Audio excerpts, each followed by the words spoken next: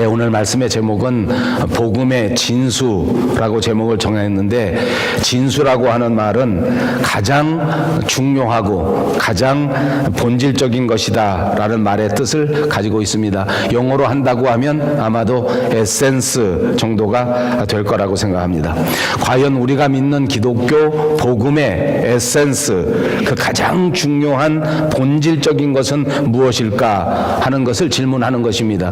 이것에 대하여 여러 가지로 신학적으로 대답할 수 있겠습니다만은, 오늘은 본문을 통해서 예수 그리스도의 하루의 일과를 통해서 우리가 그 대답을 찾아보려고 하고, 그 대답을 먼저 말씀드린다고 하면 그것은 다름 아닌 복음의 전도라고 말씀드릴 수 있을 것입니다.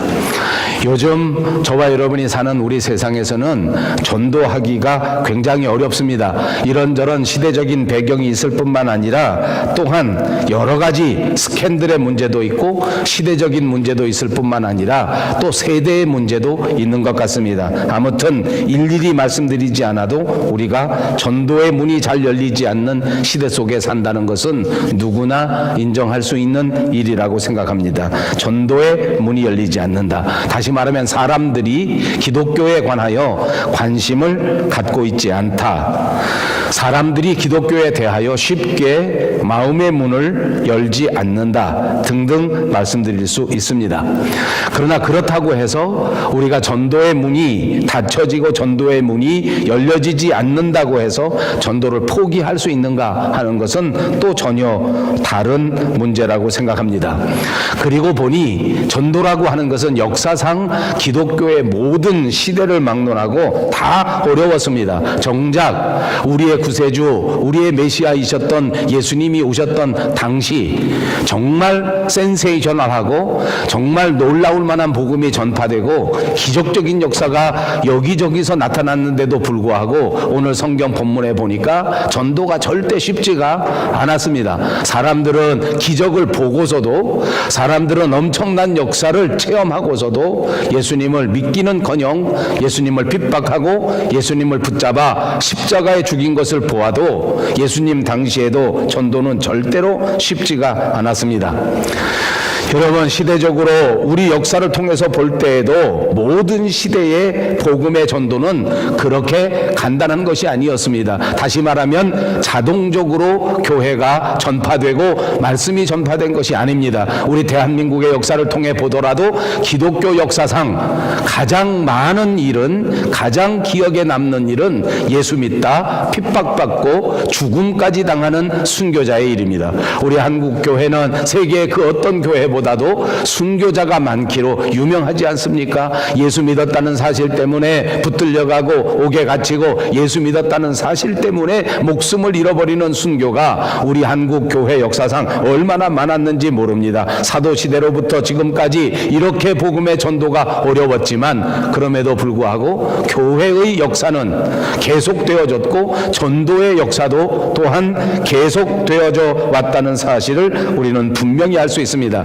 그러므로 오늘 이 시대에도 복음의 전도는 계속해서 이루어지는 것이다. 그렇게 말씀드립니다. 물론 전도가 어렵고, 물론 전도의 문이 막히고, 물론 사람들이 점점 더 강하게 복음에 대하여 반발하는 일이 생겨진다고 할지라도 우리는 어떻게 하면 전도의 문을 열 수 있을까? 우리는 어떻게 하면 사람들의 마음을 열 수 있을까? 하면서 방법을 찾아야 될 줄로 믿습니다. 여러분, 마음에 한번 생각해 보시기 바랍니다. 어떻게 하면 전도의 문을 활짝 열 수 있을까요? 좋은 방법을 생각하실 수 있는 분, 좋은 방법이 떠오르는 분들은 꼭 제게 알려주시기를 바랍니다. 여러분, 어떻게 하면 전도를 잘할 수 있을까요? 어떻게 하면 마음의 문을 열 수 있을까요? 꼭 생각하셔서 좋은 방법을 알려주시기를 다시 한번 부탁합니다. 여러분, 전도의 문은 우리가 여는 것은 아닙니다. 전도의 문은 예수님께서 여시는 것인 줄로 믿습니다. 우리 주님이 마음의 문을 열 때에 그 문이 열려지지 않는다, 상상할 수 있는 일이 아닙니다. 이 자체가 불신앙이 되고 말 것입니다. 그러므로 우리가 해야 할 일은 이 마음의 문을 열어달라고, 이 복음이 전도 전도될 수 있도록 전도의 문을 활짝 열게 해달라고 하나님 앞에 간절히 기도해야 될 줄로 믿습니다. 이렇게 간절히 기도할 때에 마음의 문을 여는 역사가 일어나고 우리 교회의 전도의 문이 활짝 열려지는 역사가 있을 줄로 믿습니다. 그러므로 옆에 있는 분들과 인사합니다. 전도를 위하여 기도합시다. 예수님의 하루 일과가 오늘 본문에 등장합니다. 예수님께서는 오전에 일찍 일어나셔서 회당에 나가십니다. 회당에서 우리가 아는 것처럼 하나님의 말씀을 풀어 설교해 주십니다. 말씀을 가르치십니다. 그리고 회당에서 예배가 끝나고 난 다음에 오후에는 베드로, 시몬이라고 하는 제자의 장모의 집을 방문하십니다. 이 장모님이 열병에 걸려서 크게 아프다는 소식을 듣고 그리고 그곳에 가 이 시몬 베드로의 장모의 열병을 안수하시고 고쳐주셨습니다. 그 소식이 금방 전해져서 저녁 시간이 되니까 그 인근 각처에 있는 각색 병든 자들이 다 같이 예수님에 찾아와 그 질병을 하소연하면서 고쳐달라고 요청하였습니다. 그 사람들을 한 사람도 거절하지 아니하시고 오늘 성경의 기록에 보니까 예수님께서는 그 사람들에게 일일이 안수하시고 그 사람들 한 사람 한 사람을 치유해 주셨다고 가르쳐 주셨습니다. 그리고 귀신을 쫓아냅니다. 그리고 새벽 미명에는 한적한 곳에서 하나님 앞에 여지없이 기도하십니다. 하나님과 대화하고 하나님과 교제하시는 시간을 말하는 것입니다. 이렇게 그야말로 바쁘신 삶을 사신 분이 우리 주님이십니다. 하루가 아닌 것처럼 그렇게 열심히 사시지 않습니까? 예수님께서 이렇게 새벽 미명 시간부터 저녁 늦은 시간까지 이렇게 바쁘게 사신 이유는 또 무엇이겠습니까? 이렇게 물으면 여러분들이 다 아실 것입니다. 어떻게 하든지 한 사람에게라도 복음을 전하시려고, 어떻게 하든지 한 사람의 생명이라도 더 구원하시려고 이렇게 바쁘게 사시면서 귀신도 쫓아내시고 병든 자도 치유해 주시고 이렇게 하셨다는 것입니다. 그런데 오늘 복음의 진수를 설교할 때에 저와 여러분이 집중해서 보려고 하는 것은 바로 이 점입니다. 이렇게 바쁘게 살아가시고 이렇게 많은 사람에게 어떻게 하든지 그들을 구원하기 위한 사역을 감당하실 때에 이런저런 일들이 있었단 말입니다. 새벽 기도도 있었고 회당에서의 설교도 있었고 신방도 있었고 그리고 신방에서 병자를 고쳐주는 일도 있었고 그 소문이 나자 많은 사람들, 환자들이 모두가 예수님에게 찾아와 집단으로 단체로 치유를 받는 일도 있었는데 그 일이 있었던 중에 사람들이 계속해서 찾아오니까 지금까지 한 사람에게도 거절하지 않으시고 한 사람 한 사람 일일이 안수해 주셨던, 친절로 사랑을 베풀어 주셨던 그분께서 갑자기 병 고치는 일을 거절하시고 더 이상 병 고치는 일을 하지 못하겠고 나는 다른 마을로 가서 그곳에서 또 하나님의 복음을 전하여야 되겠다, 이렇게 대답하신 것입니다. 복음을 전도해야 되겠다. 오늘 말씀드리려고 하는 말씀의 중심 주제입니다.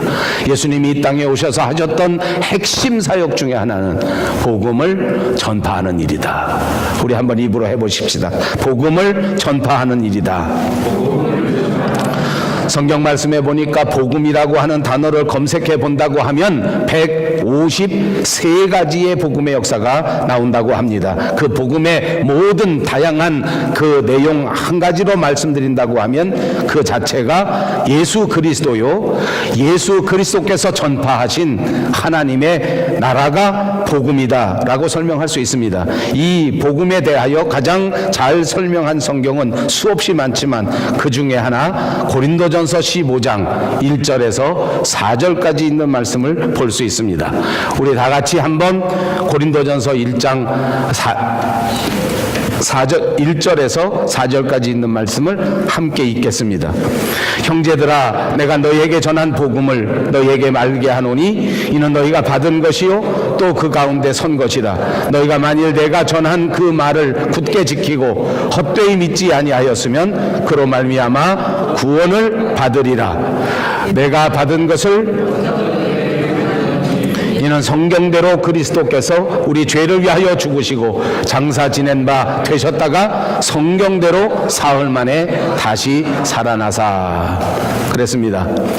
복음은 예수님께서 이 땅에 오셔서 십자가에 죽으시고 예수님께서 그 죽음을 극복하신 채 부활하셔서 우리 가운데 역사하신다고 하는 바로 이렇게 십자가에 우리를 위하여 대속하시고 우리를 위하여 다시 사신 그분이 예수 그리스도이시다라는 것을 설명하고 가르쳐주는 것이 복음이라는 말입니다.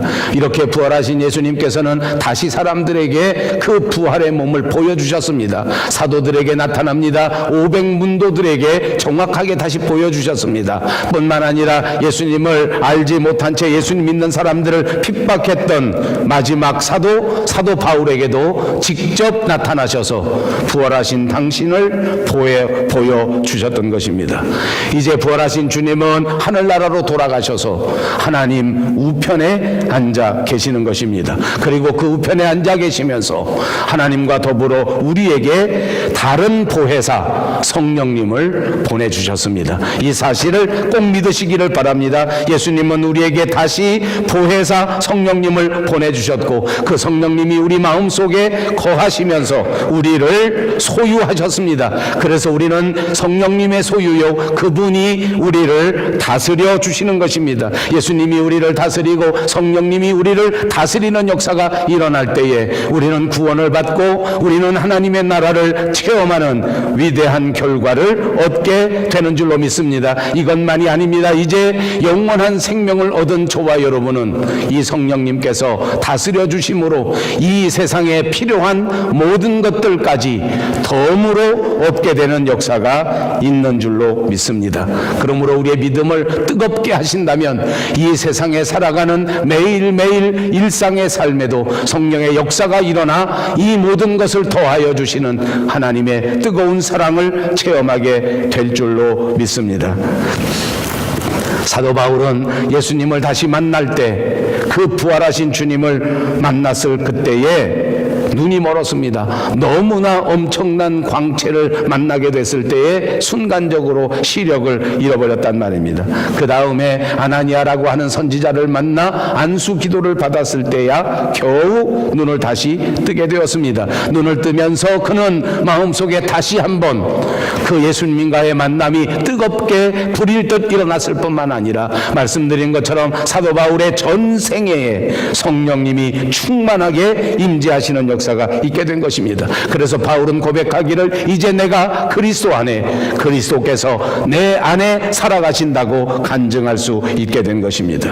그는 눈이 멀었었지만 그 멀었던 눈을 다시 회복하게 되었습니다. 눈먼 자에게 다시 보게 만들어 주신다고 하는 구약 성경 이사야의 말씀이 그대로 성취된 것입니다. 그는 죄사함을 받았고 그는 영생을 얻었고 그는 다시 눈을 뜨는 역사가 있었고 그 마음속에 하나님의 나라가 성취되어지며 그의 삶에서 그리스도와 동행하고 성령님과 동행하는 삶을 살 수 있게 된 것입니다.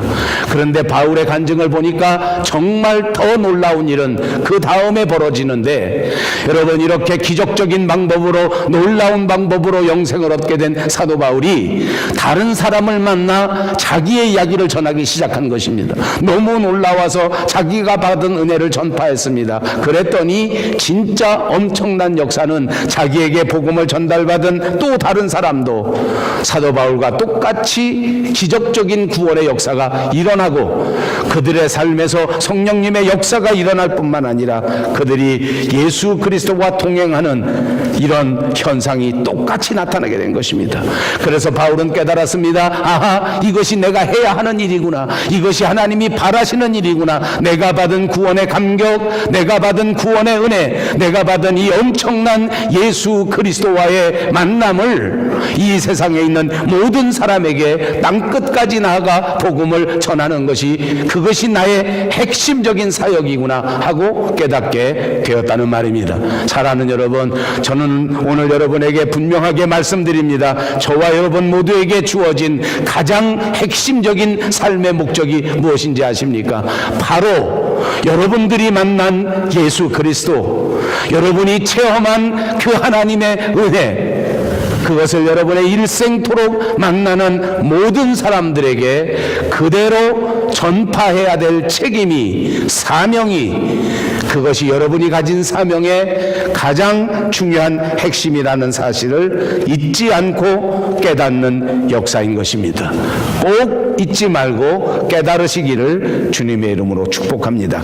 그렇습니다. 예수 그리스도를 만나는 사람마다 성령을 받게 되고, 예수 그리스도를 만나는 사람마다 구원받고, 예수 믿는 사람들은 누구든지 죄 사함 받고 영원한 생명을 누리게 되는, 그래서 이 땅 위에 살아갈 때에도 그 하늘의 그림자를 받고 하나님의 나라를 미리 체험할 수 있게 되는 큰 은혜를 받게 되니, 이 엄청난 사실을 다른 사람들과 함께 나누는 것이야말로 우리의 사역의 중심이 된다는 말씀입니다. 오늘 본문 37절로 돌아가겠습니다. 31절입니다. 다 같이 읽습니다.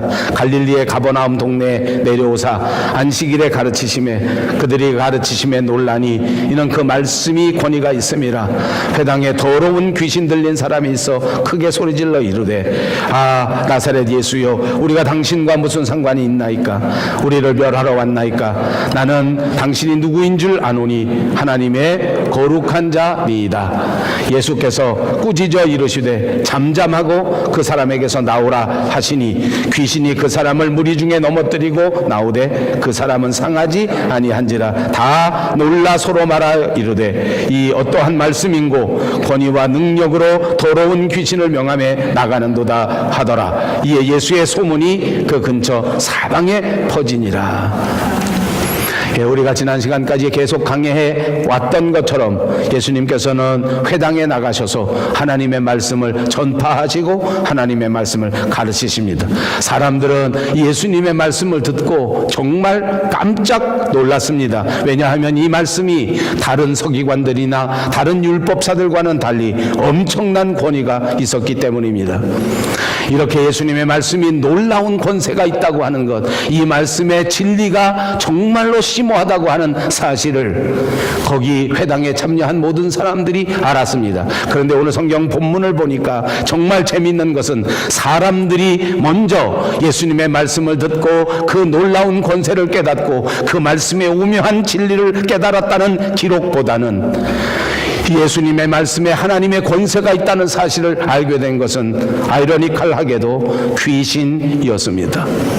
그리고 이 귀신을 말할 때 그 앞에 더러운 귀신이라고 말했습니다. 우리말에도 비슷한 말들이 많지 않습니까? 우리는 다른 사람들이 모르는 사실을 아는 것을 가르쳐 귀신같이 잘 안다고 말하지 않습니까? 귀신은 정말 잘 아는 존재인가 봅니다. 그렇게 귀신은 예수님을 알아봅니다.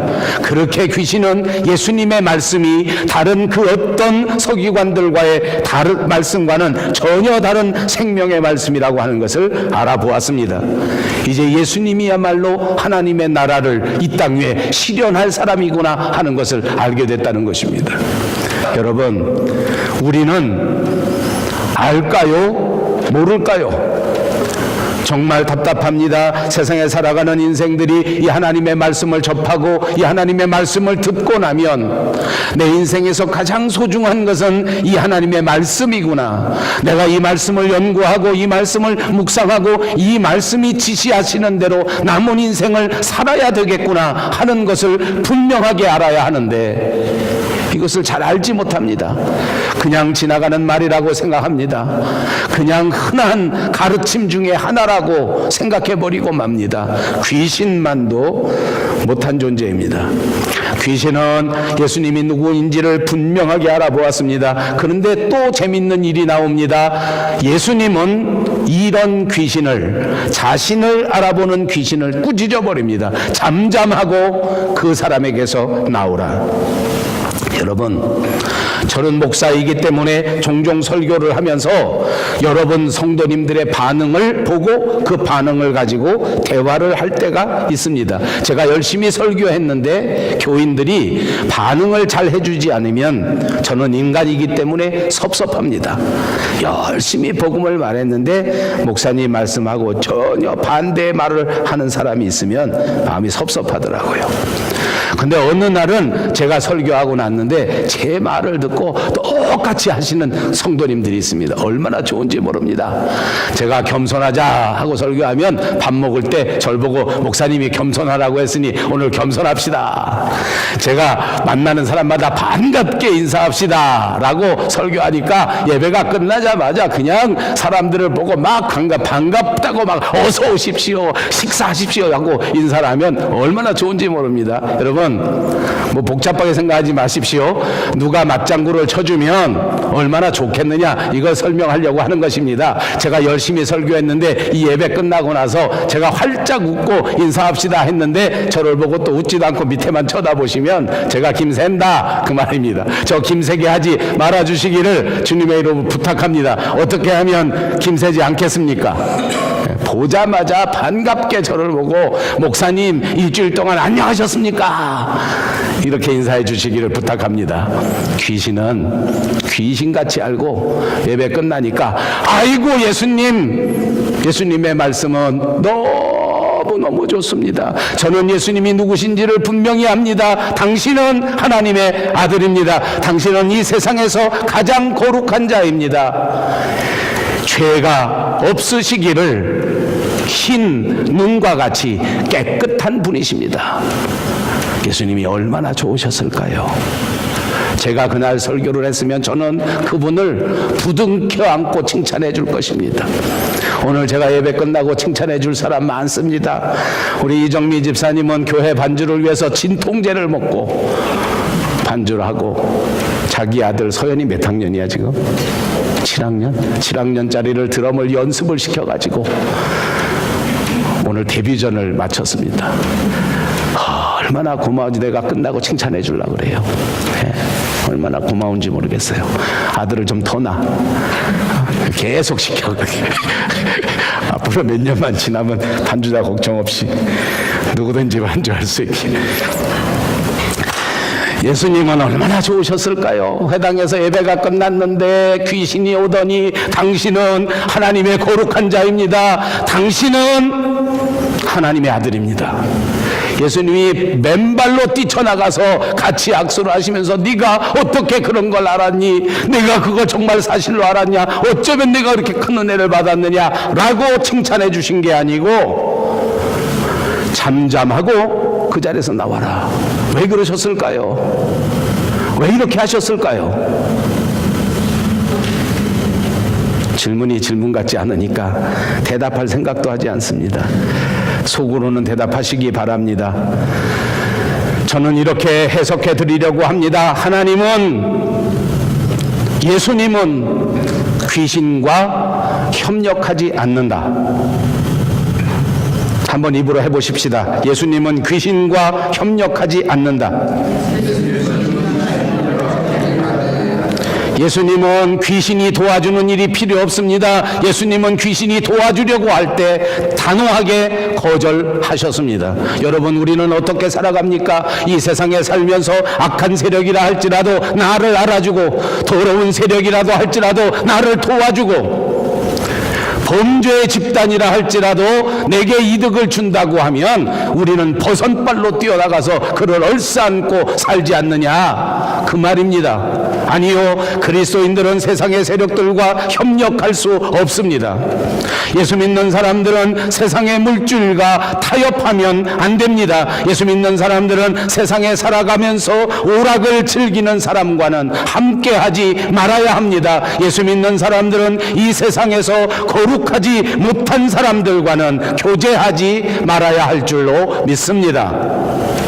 이것이 예수님의 방법이었습니다. 자기를 알아주고 아마 예수님과 더불어 함께 교회를 세우는 일을 열심히 할 수 있는 존재라고 판단할 수도 있었던 그 귀신을 단호하게 거절했단 말입니다. 사랑하는 여러분, 우리의 영적 생활은 반드시 하나님의 사람들과 함께 힘을 합하여 이루어지는 역사라는 사실을 기억하시기를 바랍니다.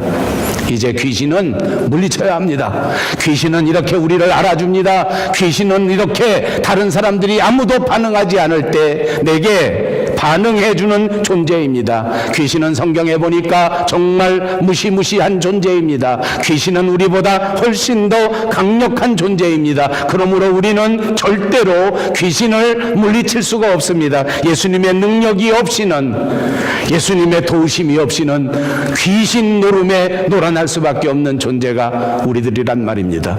그러므로 우리는 지금 정신을 똑바로 차리고 귀신에게 놀아나지 않도록 간절히 기도해야 합니다.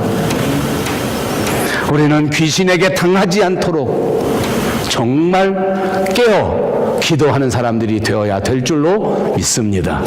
귀신은 하나님의 말씀으로 물리칠 수 있습니다. 그러므로 우리는 말씀의 충만함을 덧입어야 할 줄로 믿습니다. 지금 우리에게 가장 필요한 것이 무엇인지 아십니까? 그것이 바로 말씀을 묵상하고 말씀을 배우고 말씀을 읽는 일이라는 것을 말씀드리고 있는 것입니다. 하나님의 말씀을 내 인생의 가장 중요한 것으로 생각하시고 하나님의 말씀을 내 일생에서 가장 소중하게 높여드리고 그 말씀대로 순종하도록 노력하는 여러분들이 꼭 되시기를 주님의 이름으로 축복합니다. 그래야 우리가 어둠의 세력을 극복하고, 그래야 우리가 귀신 장난에 놀아나지 않고, 그래야 우리가 예수님과 함께 떳떳하게 일어설 수 있기 때문입니다. 본문 38절과 39절입니다. 예수께서 일어나 회당에서 나가사 시몬의 집에 들어가시니 시몬의 장모가 중한 열병을 앓고 있는지라 사람들이 그를 위하여 예수께 구하니 예수께서 가까이 서서 열병을 꾸짖으신데 병이 떠나고 여자가 곧 일어나 그들에게 수종드니라.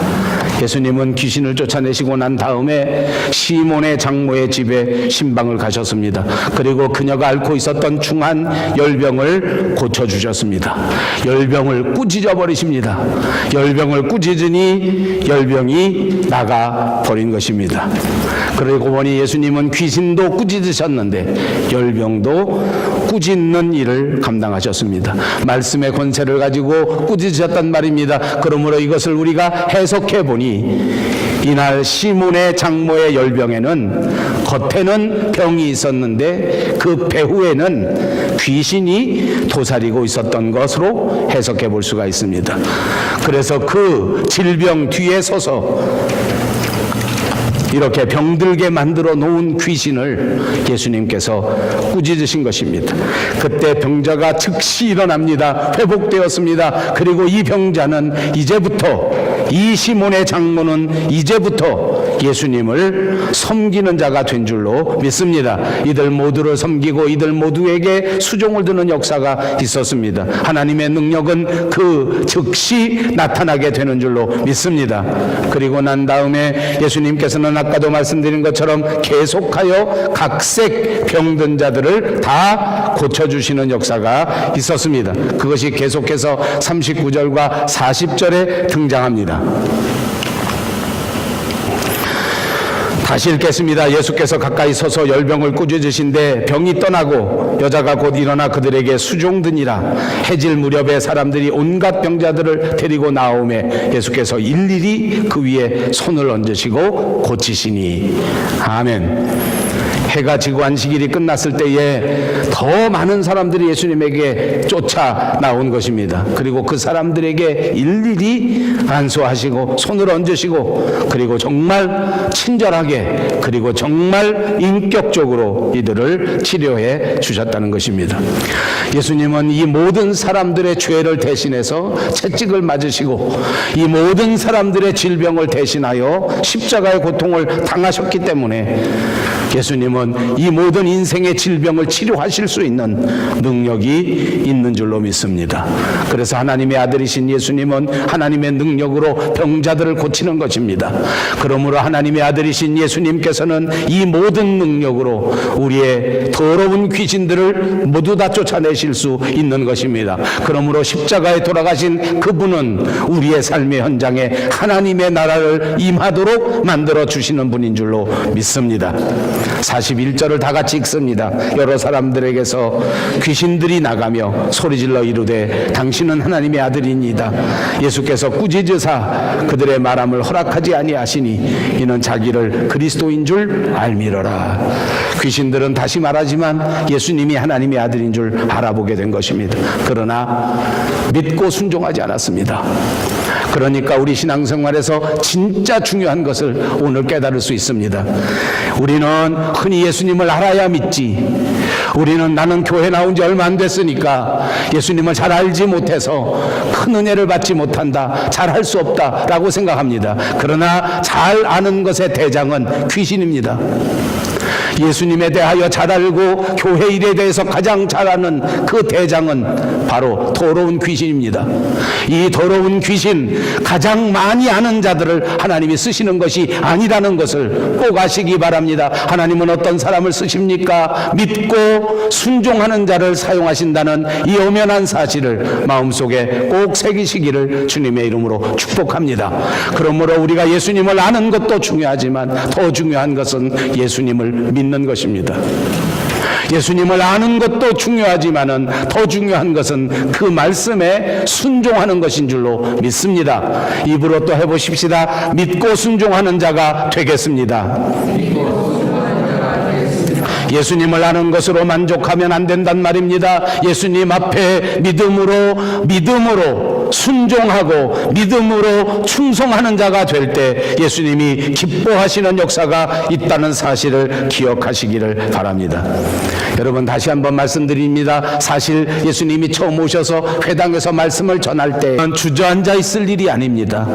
하나님이 선택하셨으므로 그분을 믿고 그분을 의지하여 우리에게 맡겨주신 복음 전파 사역에 남은 생애를 바칠 수 있는 큰 결단이 꼭 있으시기를 주님의 이름으로 축복합니다. 42절과 44절에 있는 말씀을 보겠습니다.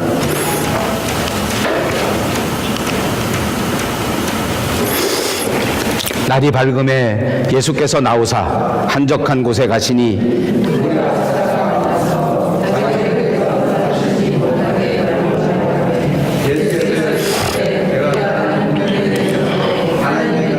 복음을 전하여라 하리니 나는 이 일을 위하여 보내심을 받았노라 하시고 갈릴리 여러 회당에서 전도하시더라. 예수님은 새벽에 일찍 일어나 한적한 곳으로 가셨습니다. 한적한 곳에서 하나님께 기도하신 것입니다. 그는 사역을 하기 전에, 그는 사람들을 만나기 전에 먼저 하나님과 깊은 교제의 시간을 가지신 것입니다. 예수님은 언제나 사람의 뜻보다 하나님의 뜻을 먼저 생각하시고 먼저 구하시고 먼저 찾으신 줄로 믿습니다. 사람들에게서 귀신을 쫓아내고 사람들은 그 엄청난 역사를 바라보면서 자기의 삶의 현장에서 병 고치려고, 귀신 쫓아내려고 무조건 예수님을 찾아와서 새벽부터 진을 치고 기다립니다. 그런데 예수님은 이들을 거절하시고 이들을 떠나서 다른 동네에 가시겠다고 하신 것입니다. 그리고 그곳에 가서 하나님의 나라의 복음을 전하고자 하셨습니다. 예수님은 내가 다른 동네에서도 복음을 전하여야 하리니 내가 이를 위하여 왔다고 말씀해 주셨습니다. 그리고는 실제로 다른 동네에 가셨고 실제로 다른 동네에 가서 하나님의 나라의 복음을 전하셨습니다. 예수님은 전 세계로 다니시면서 복음을 전하시겠다고 말씀하셨을 뿐만 아니라 전 세계에서 복음을 전하신 것입니다. 그러므로 우리는 이 예수님을 본받아서 땅 끝까지 이르러 이 하나님의 복음을 전파하는 일에 관심을 가져야 될 줄로 믿습니다. 우리도 모두가 다 우리의 관심을 새롭게 해서 예수님의 사역에 관심을 가질 수 있는 저와 여러분이 꼭 되시기를 바랍니다. 여기서도 우리가 생각할 수 있는 일들이 있습니다. 제자들이 예수님을 따라갑니다. 그리고 예수님은 제자들과 함께 다녔습니다. 아마도 이런 대화가 있을 수 있었을 것입니다. 제자들이 예수님의 상황을 보면서, 예수님의 사역을 보면서 예수님에게 질문합니다. 선생님, 우리가 이렇게 열심히 다니시면서 복음을 전파하는 것은 무슨 일로 그렇게 하시는 것입니까? 아마도 예수님은 그렇게 대답하셨을 것 같습니다. 가는 곳마다 주의 복음을 전파하고 가는 곳마다 주의 교회가 세워지기를 바란다.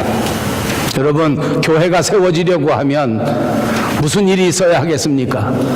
교회가 세워지려면 사람들이 모여야 한단 말입니다. 사람들이 모이려면 어떻게 해야 합니까?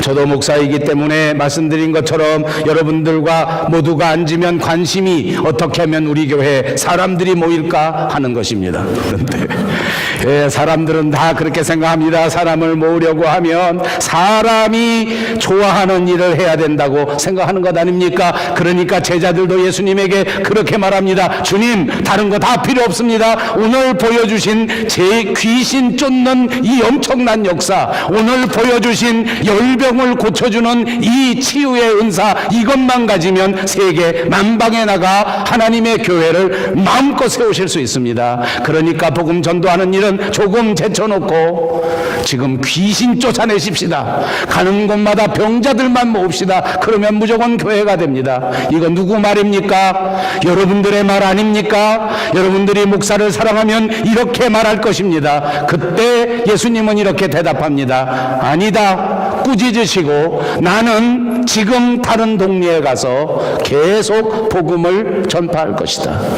십자가의 도가 멸망받을 자에게는 미련해 보일지 몰라도, 말씀을 전하는 것이 효용이 없을지 몰라도, 그래도 나는 구원의 은혜를 받은 자들에게는 이 십자가가 이 세상 그 어떤 것과 견줄 수 없는 영광이라고 말씀하시면서 그 길을 가신 것입니다. 그렇습니다. 교회는 사람들의 단체가 아닙니다. 교회가 프로그램이 좋아야 어린아이들도 많이 올 수 있고, 교회가 프로그램이 있어야 중고등학생도 올 수 있습니다. 그래서 저는 간절히 기도합니다. 우리 중고등부를 담당할 교육자가 빨리 와서, 우리 어린아이들을 도와줄 사역자들이 빨리 와서 좀 더 좋은 프로그램이 생겨지기를 바랍니다. 그럼에도 불구하고 더 중요한 것은 이 아이들에게, 이 심령들에게 하나님의 말씀이 전파되는 것입니다. 교회의 사람의 숫자가 늘어나는 것보다 더 소중한 것은 예수님이 진정 원하시는 것이 무엇인가, 그 복음의 핵심이 어떤 것인가를 깨닫는 것이라 그 말입니다. 예수님은 그렇게 핵심을 우리에게 가르쳐 줍니다. 하나님의 나라의 복음을 들고 다른 동네에 가서도 이 복음을 전파하리라. 만나는 모든 사람들에게 하나님의 말씀을 그대로 순수하게 진리 그대로 전파하리라 가르쳐 주신 것입니다. 그러므로 사랑하는 여러분, 우리는 지금 기도해야 될 때입니다. 왜냐하면 이 하나님의 나라, 이 복음을 그대로 이웃에게 전하여야 되기 때문입니다. 가로막힌 전도의 문을 열어달라고 기도해야 될 때란 말입니다. 완악하게 닫혀버린 사람들의 마음의 문을 활짝 열게 해달라고 간절히 부르짖어 기도해야 될 때란 말입니다.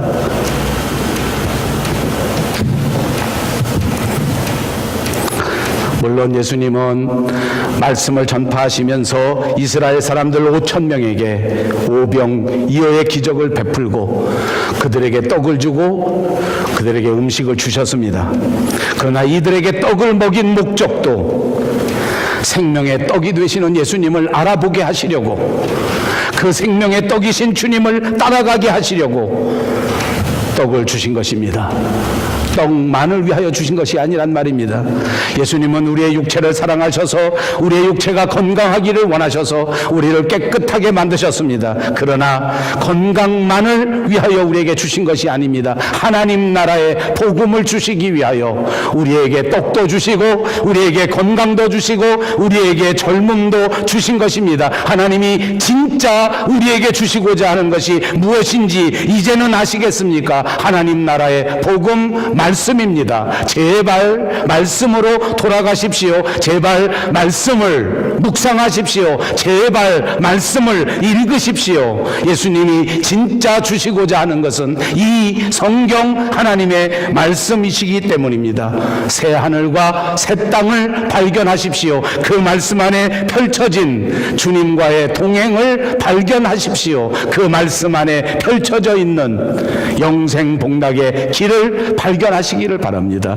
거기는 다시는 눈물이 없고 거기는 다시 고통도 없습니다. 거기는 갈등이 없습니다. 왜냐하면 성령님이 우리를 다스리시기 때문입니다. 전도의 문이 닫혀 있는 시대, 세상의 귀신들이 판치는 시대, 교회마저도 사람의 방법으로 운영되는 시대, 이 시대 속에서 우리는 깨어 경성하며 부르짖어 기도해야 합니다. 이 말씀을 전파할 수 있도록, 말씀을 전도할 수 있도록 기도하시기 바랍니다. 그리고 이 말씀을 전파할 때에 저와 여러분의 삶에서, 저와 여러분의 행동에서 그리스도의 향기가 발하여져야만 하는 것입니다. 그리스도의 향기가 나지 않으면 사람들이 가까이 하지 않습니다. 그리스도의 향기가 나타나지 않기 때문에 하나님의 복음의 역사가 흥황되지 못하는 것입니다. 사랑하는 여러분, 오늘 이 말씀 붙잡고 저와 여러분이 다시 한번 복음에 깊이 묵상하면서 전도의 문을 열게 해달라고 기도하시고 어찌하든지 내 삶을 통하여 내 행동